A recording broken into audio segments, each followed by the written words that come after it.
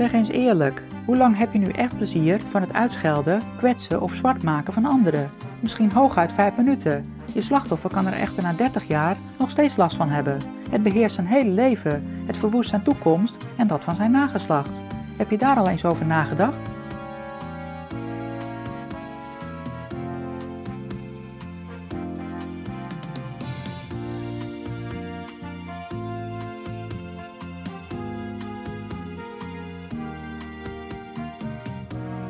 Mijn aandacht werd getrokken door een televisieprogramma waarin gesproken werd over volwassen mannen van ouder dan 30 jaar die nog maagd zijn. Niet alleen hebben zij nog nooit seksueel contact gehad met een vrouw, maar vaak zelfs ook nog nooit gezoend of überhaupt een vrouw aangeraakt. Je vraagt je dan af, hoe kan dat? Zijn ze dan zo lelijk dat niemand ze wil hebben? Nee, ze zien er gewoon gemiddeld uit. Of zijn ze zo onhygiënisch dat iedereen vindt dat ze stinken? Nee, het zijn meestal verzorgde mensen. Of zijn het soms gewetenloze criminelen waardoor iedereen bang voor ze is? Nee, ook dat is niet het geval. Het zijn juist introverte en intelligente mensen.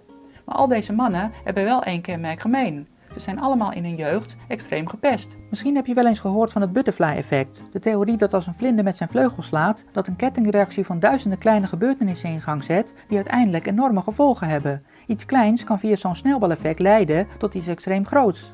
Je ziet het wel eens in films die over tijdreizen gaan. De hoofdpersoon doet in het verleden iets stoms en 30 jaar later blijkt dat grote consequenties te hebben.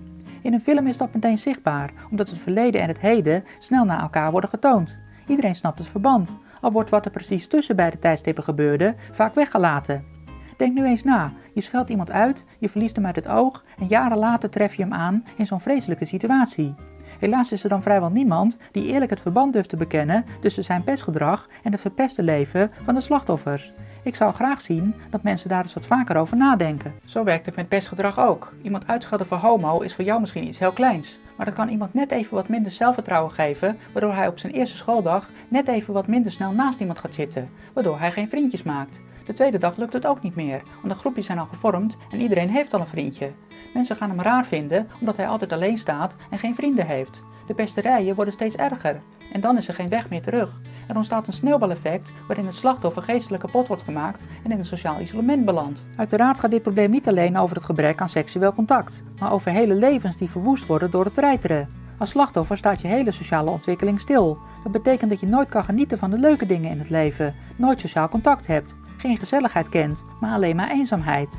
Geen netwerk kunt opbouwen, moeite hebt met opleidingen en later geen baan kan vinden. En daardoor nooit een toekomst opbouwt. Nooit een vrouw of man kunnen beminnen, nooit liefde kennen, maar alleen maar haat, weerzin en afgunst. Niet zelfstandig kunnen worden en dus in veel gevallen tot hoge leeftijd bij hun ouders moeten blijven wonen. Ze zullen nooit voor het nageslacht kunnen zorgen, wat in principe ons enige echte doel op aarde is.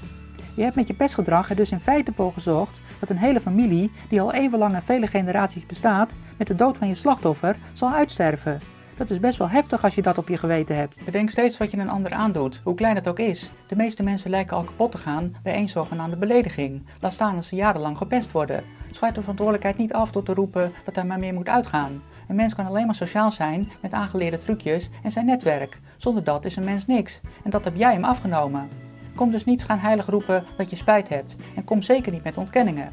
Maar erken je fout en help je medemens. Je wilt er vast niet over nadenken, maar wist je dat al het goede dat je meemaakt in je leven ook slechts het gevolg is van kleine dingen die net zo makkelijk anders hadden kunnen lopen? Als iemand jouw vader zo gepest had, was je niet eens geboren. Als je net even op een verkeerd moment iets doet, had je al lang dood kunnen zijn. Als iemand je had weggeduwd bij je beste vriend, dan zat je nu misschien ook eenzaam thuis.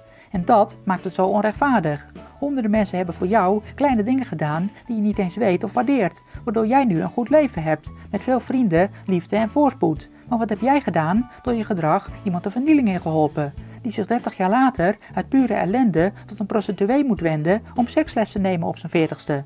Mensonterend, alleen maar omdat jij in het verleden grappig dacht te zijn. Het feit dat iets kleins grote consequenties kan hebben, betekent gelukkig ook dat je dingen kan rechtzetten. Stop alsjeblieft met schelden en negativiteit. Help mensen bij hun sociale ontwikkeling. Iedereen kent wel mensen die altijd alleen zijn, nooit naar feesten komen en nooit een relatie hebben.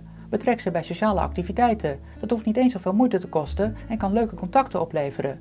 We zijn allemaal mensen, laat ze niet aan hun lot over.